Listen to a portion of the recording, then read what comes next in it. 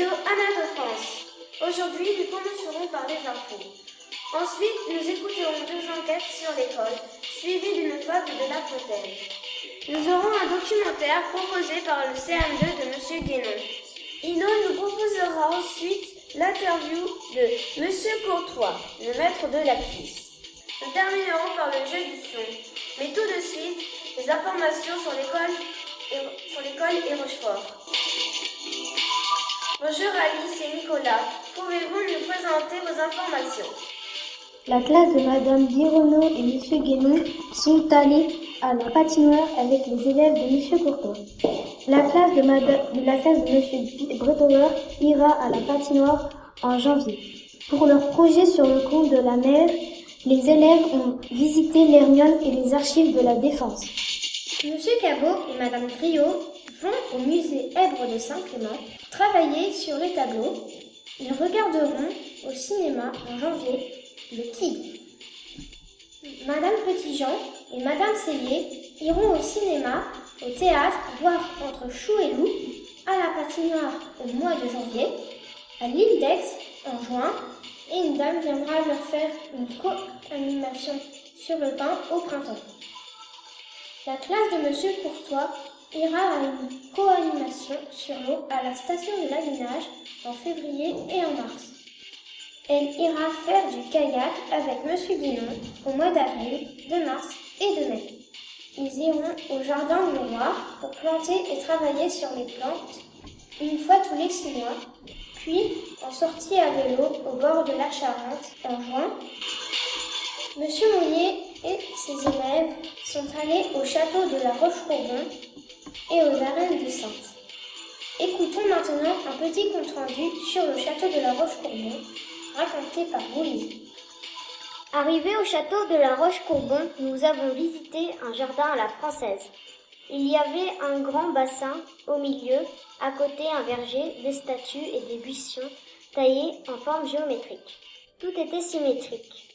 Nous avons dessiné la façade du château. Nous avons visité le château fort.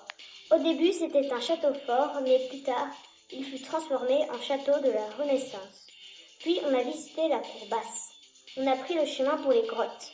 Elles ont été habitées en moins 50 000. Pour finir notre journée, nous sommes partis pour une arena en ruine. On est allé à la sortie des morts et à l'entrée principale. L'arène était très belle. Merci Louise pour ce compte rendu.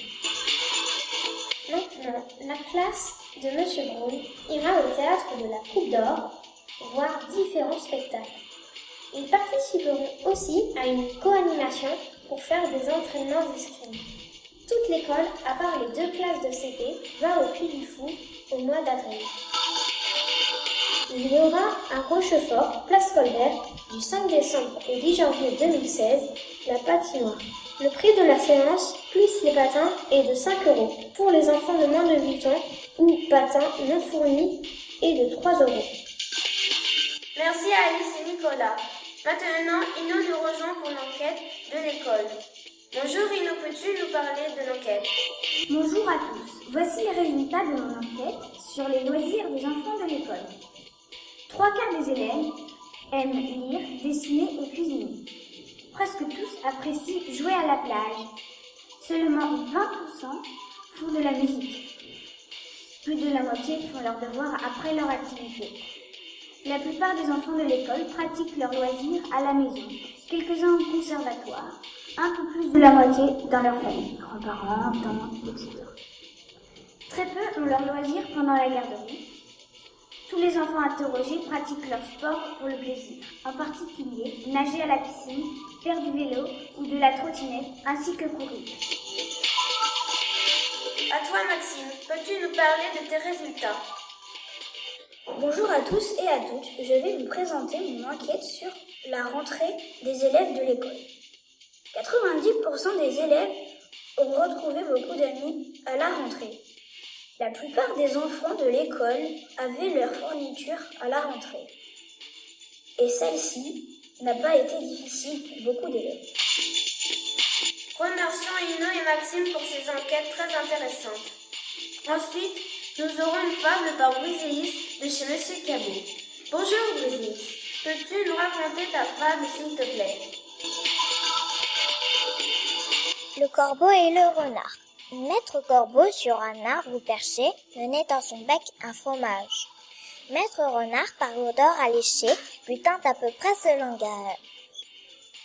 « Et bonjour, monsieur du Corbeau, que vous êtes joli, que vous me semblez beau. Sans mentir, si votre ramage se rapporte à votre plumage, vous êtes le phénix des hôtes de ces bois. » À ces mots, le corbeau ne se sent plus de joie. Et pour montrer sa belle voix, il ouvre un large bec et laisse tomber sa proie. Le renard s'en saisit et dit « Mon bon monsieur, apprenez que tout flatteur vit aux dépens de celui qui l'écoute. Cette leçon vaut bien un fromage sans doute. » Le corbeau, honteux et confus, jura, mais un peu tard, qu'on ne l'y prendrait plus. Jean de La Fontaine. Merci pour cette très belle poésie. Écoutons tout de suite le documentaire sur Mozart.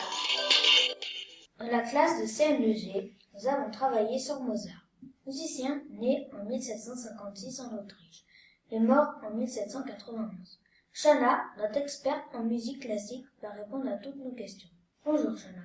Bonjour Axel. Que sait faire Mozart avant même de savoir lire ou écrire? Avant même de savoir lire ou écrire, Mozart savait déchiffrer une partition et jouer en mesure. Il savait jouer du clavecin à 5 ans, puis apprendra le violon, l'orgue et la composition. Pourquoi Mozart a-t-il exprimé dès son plus jeune âge, à 3 ans, son génie musical? Parce qu'il est né dans une famille de musiciens. La célébrité est venue très tôt, pour le jeune Mozart. Il fait sa première apparition en public à 6 ans devant l'impératrice Marie-Thérèse d'Autriche, puis fait une tournée en Autriche entre 6 et 10 ans. La célébrité résume les deux dons exceptionnels de Mozart. Il a l'oreille absolue. Lorsqu'il entend un son, il sait le traduire en notes de musique sans réfléchir. Il a aussi une mémoire extraordinaire. Il enregistre, stocke les informations et les restitue fidèlement. Mozart s'était-il spécialisé dans un genre particulier de musique? Non, il maîtrisait tous les genres de musique. Opéra, symphonie, requiem, concerto. Il tente et réussit tout. Merci Chana pour toutes ces explications. Et maintenant, écoutons un air de musique.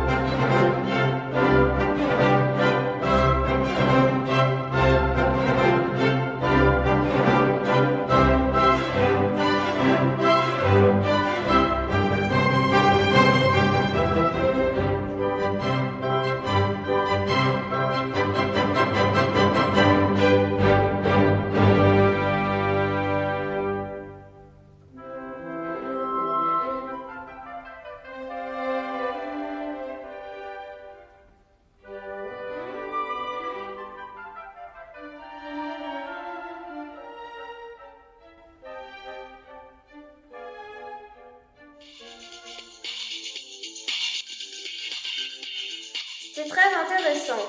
Passons maintenant à l'interview de Monsieur Courtois par Ino. Bonjour Monsieur Courtois, pouvez-vous répondre à mes questions? Bien sûr, Ino. Que veut dire CLIS? Alors, CLIS, c'est la classe d'inclusion scolaire. Mais il faut savoir que la CLIS n'existe plus. Maintenant, ça s'appelle une Ulysse École. Donc, Ulysse École, tu veux peut-être savoir ce que c'est? Oui. Donc, c'est unité localisée pour l'inclusion scolaire. D'accord. Pourquoi y a-t-il moins d'élèves dans cette classe? À ton avis? Parce qu'ils sont en difficulté. Voilà, ils sont en difficulté, donc on va leur accorder plus de temps. D'accord. Ont-ils tous le même âge? Non, ils n'ont pas le même âge, puisque certains viennent de maternelle, et nous allons nous, parce que vous allez les accompagner, puisqu'ils vont dans les classes, donc ils sont inclus dans vos classes, donc vous allez les accompagner jusqu'à leur entrée au collège. D'accord.